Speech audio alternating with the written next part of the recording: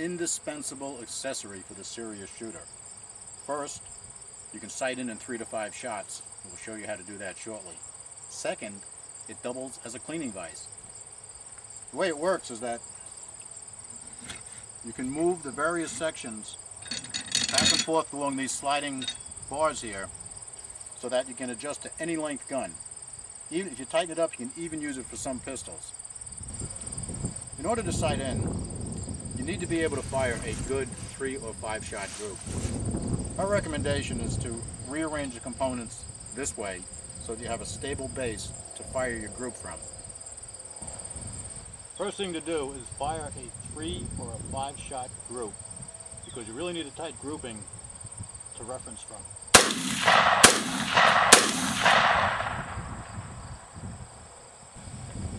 Now this is the 3 shot group that we fired using a AR-15 223.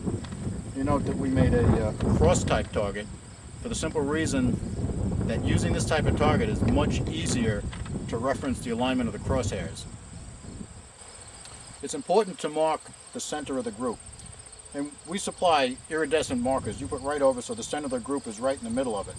Now, for the purpose of this exercise, we have removed the target, but in actuality, you would leave the target in place. The next thing you want to do is put the rest in the same approximate position as when you fired your shots. And then you want to adjust the rest, adjust the various sections so that the gun is firmly cradled in the rest.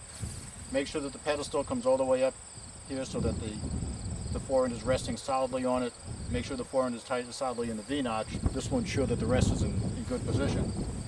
Tighten the screws on the vise.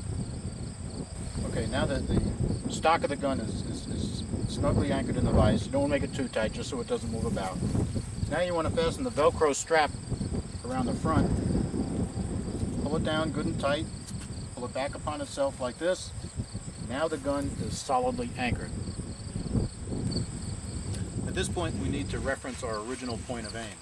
Now to do that, unload your gun, get it set in the vise just the way we have it here, and then you don't want to touch the adjustments on the scope at this point.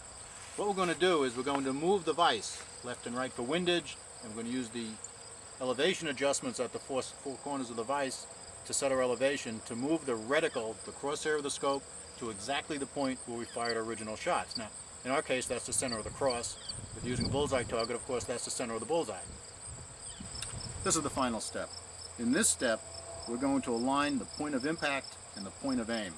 In other words, we're going to get you sighted in. You take the scope caps off, get behind your gun, and do not touch the vise. The vise must remain right where it is, with the center of the reticle on your original point of aim, which of course, in our case, was the center of the cross target. And if you're using a bullseye target, it's the center of the bullseye.